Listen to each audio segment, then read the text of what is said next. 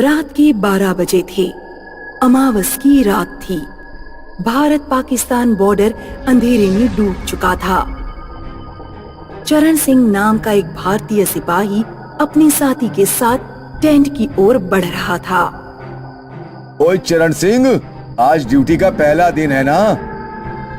हाँ भाई, बरसों का ख्वाब पूरा हुआ। तेरा भाई फौजी बन गया। आज पहला दिन है तेरे भाई का। दिन नहीं चरण सिंह, रात। पहली रात है तुम्हारी। रात हो या दिन, क्या फर्क पड़ता है? फौजी के लिए सब समान है। ओए चरण सिंह, ख्याल रखना, ये इलाका कुछ ठीक नहीं। ऊपर से अमावस की रात है, तुम्हें अकेले पहरा देना है। भूत वूत का चक्कर है क्या? हाँ भाई, तूने बात छेड़ी है तो बताता हूं। अमावस की रात सफेद साड़ी वाली औरत घूमती है यहां। कई फौजी भाइयों ने देखा है उसे। संभल कर रहियो। लो, आ गया टेंट, मैं चलता हूं। साथ ही अपने टेंट की ओर निकल जाता है। चरण सिंह बंदूक पकड़कर पहरा देने लगता है। रात गहरी होने लगती है। आदमखोर भेड़िए चीखने लगते हैं। मौसम बदल जाता है और मौसम का परिणाम चरण सिंह के शरीर पर पड़ता है। चरण सिंह की पलकें भारी हो जाती हैं और उसे नींद आने लगती है। ये क्या? रोज तो ऐसा नहीं होता। मुझे नींद क्यों आ रही है? अचानक पीछे से चरण सिंह की ओर कोई तेजी से बढ़ता है। चरण सिंह की पीठ पर हाथ रखता है। चरण सिंह पीछे देखता है तो उसकी रूह कांप जाती है। उसके पीछे सफेद साड़ी वाली औरत खड़ी थी। चरण सिंह कुछ बोल पाता उससे पहले ही उसकी नजर आत्मा की नजरों में समा जाती है और चरण सिंह वश में हो जाता है। तुम्हें नींद आ रही है, सो जा। मैं सो जाता हूँ। चरण सिंह जमीन पर गिर जाता है और सो जाता है। चरण सिंह को देखकर आत्मा मुस्कुराती है और चरण सिंह को अपनी गोद में उठाकर चल पड़ती है। इधर मेजर सूर्य प्रताप को रेड अलर्ट मिल जाता है।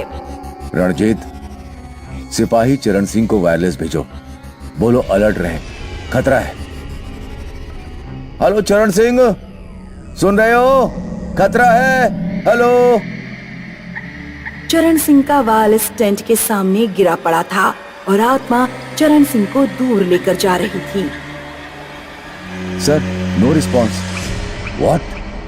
रणजीत, सोल्जर्स के साथ चरण सिंह के टेंट पहुंचो, जल्दी। Okay major, come on soldiers. 20-25 सैनिक भागते हुए वैन में बैठ जाते हैं, पर वैन स्टार्ट नहीं हो पाती। अरे इमरजेंसी है, फास्ट। वैन स्टार्ट नहीं हो रही है। व्हाट? धक्का लगाओ, धक्का लगाओ, जल्दी। सोल्जर्स उतरते हैं और वैन को धक्का लगाते हैं। इधर आत्मा चरण सिंह को लेकर दूर आ पहुंचती है और जमीन पर रख देती है। चरण सिंह के टेंट पर अचानक हमला होता है। 20-25 पाकिस्तानी आतंकी फायरिंग करने लगते हैं। छलनी कर दो, एक भी हिंदुस्तानी सिपाही बच ना पाए। टेंट में देखो, सिपाही छिपा होगा। एक आतंकी टेंट में घुसता है, पर गोलियों से छलनी होता हुआ पीछे पीछे आने लगता है। सिपाही टेंट के अंदर है, फायर। टेंट पर फायरिंग शुरू हो जाती है। टेंट से भी फायरिंग होने लगती है और हाथ में बंदूक थामे फायरिंग करते करते सफेद साड़ी वाली आत्मा बाहर आती है। भागो! आतंकी भागने लगते हैं तो आत्मा बंदूक से एक एक आतंकी का पीछा करते हुए सबको मार गिराती है। सारे आतंकी मर जाते हैं। इधर रणजीत वैन में अस्वस्थ होकर चरण सिंह से संपर्क करने की कोशिश कर रहा था। हेलो चरण सिंह, तुम जिंदा हो? जवाब दो। शिट यार, जल्दी चलो, लगता है हमला हुआ है। आत्मा चरण सिंह को टेंट के सामने लाकर रख देती है। चरण सिंह होश में आता है तो मरे पड़े आतंकी और आत्मा को देखकर चौंक जाता है। ये सब क्या हो रहा है? बेटा, ये आतंकी थे, हमला करने आए थे। क्या आपने इन्हें मार गिराया? हाँ, मैंने मारा है इन्हें। मुझे माफ कर दो। तुम अकेले थे, इन सब का सामना नहीं कर पाते, इसलिए मैं तुम्हें दूर ले गई और इन्हें मार दिया। आप कौन हो? मैं एक माँ की आत्मा हूँ। तुम्हारे जैसे ही मेरा बेटा फौजी बनकर देश की सेवा करते करते इधर शहीद हुआ और उधर गांव में मैं भी मर गई। मरने के बाद भूत बन गई और मैंने ठान लिया, देश के दुश्मनों को देश की तरफ आंख उठाकर नहीं देखने दूंगी। तब से मैं भूत बनकर बॉर्डर पर भटक रही हूँ। मुझसे सवाल पूछे जाएंगे तो क्या जवाब दूंगा? तुम बोलोगे तो भी कोई यकीन नहीं करेगा, इसलिए चुप रहो। वो लोग आ गए हैं, मैं चलती हूँ। जब भी जरूरत हो इस माँ को याद करना, आ जाऊंगी। आत्मा गायब हो जाती है। रणजीत सोल्जर्स के साथ टेंट आकर देखता है तो सारे आतंकी मरे पड़े हैं।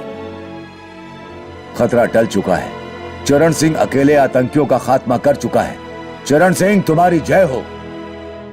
जय करनी है तो उस माँ की करो जो माँ फौजी बेटे पैदा करती है और देश की हिफाजत करती है। बोलो भारत माता की जय, वंदे मातरम। ये बात है 1995 की। गोरखपुर शहर के सिटी हॉस्पिटल में सुनीता नाम की एक नर्स काम करती थी। एक रात वो हॉस्पिटल में होती है और उसकी नाइट ड्यूटी लग जाती है। वे अपने पति हेमंत को फोन करती है। हेमंत, आज मेरी नाइट ड्यूटी लगी है, मैं आज हॉस्पिटल में ही रहूंगी। खाना खा लेना और आराम से सो जाना। ठीक है सुनीता, तुम भी अपना ख्याल रखना। सुनीता फोन रखती है और देखती है कि एक इमरजेंसी केस आया है और मरीज की हालत बहुत ही खराब है। डॉक्टर महेश उस पेशेंट को आईसीयू में ले जाते हैं। सुनीता भी उनके साथ जाती है। पेशेंट की हालत बहुत ही ज्यादा खराब है सुनीता, हम बचा नहीं पाएंगे। महेश कोशिश करते हैं लेकिन उस पेशेंट को बचा नहीं पाते। इनके घर वालों को इन्फॉर्म कर दो सुनीता। जी डॉक्टर। महेश और सुनीता आईसीयू से चले जाते हैं। आत्मा लाश को देखकर हंस रही होती है।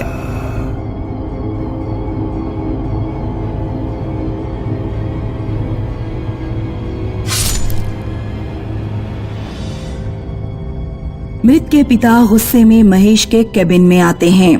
आप लोग हॉस्पिटल के नाम पर ऐसा अपराध कर रहे हैं, शर्म नहीं आती? अरे अरे, ये आप लोग क्या कह रहे हैं? हमारे बेटे का कार एक्सीडेंट हुआ और आप लोगों ने कहा कि आप उसे बचा नहीं पाए, लेकिन सच तो ये है कि आप लोगों ने ही मेरे बेटे को मारा है, उसकी दोनों किडनी निकालने के लिए। ये आप क्या कह रहे हैं? महेश और सुनीता लाश के पास आते हैं और देखते हैं कि दोनों किडनी निकली हुई हैं। महेश बुरी तरह से डर जाता है। मैं इस हॉस्पिटल के खिलाफ सख्त कार्रवाई करूंगा। आत्मा उन्हें देखकर हंस रही है। अब इस हॉस्पिटल की शुरू होगी बर्बादी। हॉस्पिटल में किडनी चुराने के केसेस बढ़ने लगते हैं। इन घटनाओं के कारण हॉस्पिटल का नाम खराब हो रहा होता है। अखबारों में खबरें छप रही होती हैं। एक रात महेश अपने कैबिन में बैठा है, तभी वहाँ सुनीता आती है। क्या हुआ डॉक्टर, आप बहुत ज्यादा परेशान लग रहे हैं। वो वापस आ गई है सुनीता, कामनी ही है, वो मैं जानता हूँ, उसी ने किया है ये सब। कामिनी कौन? तुमने 1 महीने पहले ही ज्वाइन किया है ना। तुमसे पहले मुझे कामनी असिस्ट करती थी। वो एक होशियार नर्स थी, लेकिन वो एक मोहित नाम के लड़के से प्यार करती थी, जिसका हॉस्पिटल में बहुत आना जाना था। मोहित ने प्लान बनाया कि क्यों ना वो किडनी की तस्करी करे। प्यार में कामनी सही गलत भी भूल गई और मोहित के कहने पर किडनी की तस्करी करने लगी।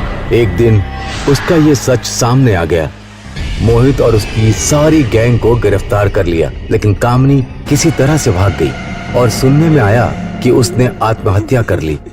महेश सुनीता को कामिनी के बारे में बता ही रहा होता है कि कामिनी उसके सामने आ जाती है। क्यों डॉक्टर, मेरे बारे में बता रहे थे इसे? महेश और सुनीता डर जाते हैं। तुम सबकी वजह से मुझसे मेरा प्यार छीन गया। मैं इस हॉस्पिटल को बर्बाद कर दूंगी, तुम सबको बर्बाद कर दूंगी। जो कुछ भी हुआ उसमें तुम्हारी गलती है। तुमने किडनी बेचने का अपराध किया, जिसकी सजा तुम्हें मिली। कामिनी को इस बात पर गुस्सा आ जाता है और वो महेश को जोर से चांटा मारती है और उसके सिर से खून बहने लगता है। देर रात हॉस्पिटल में एक मरीज आता है जिसके पेट में बहुत दर्द हो रहा होता है। वो मरीज डॉक्टर महेश के कैबिन में आता है। इस हॉस्पिटल का इतना नाम खराब है, लेकिन क्या करूं, पेट दर्द हो रहा है और यही हॉस्पिटल घर के पास है। जल्दी से दवाई लेकर निकल जाता हूं यहाँ से। डॉक्टर, पेट में बहुत दर्द है, ठीक से चला भी नहीं जा रहा है। मरीज देखता है कि सुनीता डॉक्टर के सिर पे दवाई लगा रही है। अरे, ये क्या हो रहा है डॉक्टर साहब को? वो गलती से पैर फिसल गया डॉक्टर का। आइए मैं आपका चेकअप कर देती हूँ। किडनी निकालने का वक्त आ गया है। आज एक जिंदा आदमी की किडनी निकालूंगी तो यह हॉस्पिटल हमेशा हमेशा के लिए बंद हो जाएगा। सुनीता मरीज का चेकअप कर रही होती है। तभी वो आत्मा वहाँ आ जाती है। तुम हट जाओ सुनीता, मैं भी एक नर्स हूँ, इसे मैं देखती हूँ। मरीज बुरी तरह से कांप जाता है। सुनीता मरीज के आगे खड़ी हो जाती है। नहीं, मैं इस हॉस्पिटल की और बदनामी नहीं होने दूंगी। तू रोकेगी मुझे? कामिनी सुनीता को पकड़कर धक्का दे देती है। आत्मा मरीज के पास आती है और अपनी नाखूनों को लंबा करती है। तभी वहाँ डॉक्टर आते हैं और उस आत्मा को त्रिशूल मारते हैं। वो आत्मा गायब हो जाती है। आप ठीक हो ना डॉक्टर? आज जो भी यहाँ हुआ उससे यही साबित हुआ है, इस हॉस्पिटल में जो भी कुछ हुआ वो उस आत्मा की वजह से हुआ है। मैं मीडिया को जाकर ये बात बताऊंगा। वे मीडिया के सामने जाकर स्टेटमेंट देता है और फिर से सिटी हॉस्पिटल का नाम हो जाता है। कामिनी की आत्मा का मकसद पूरा नहीं हो पाता और वो भस्म हो जाती है।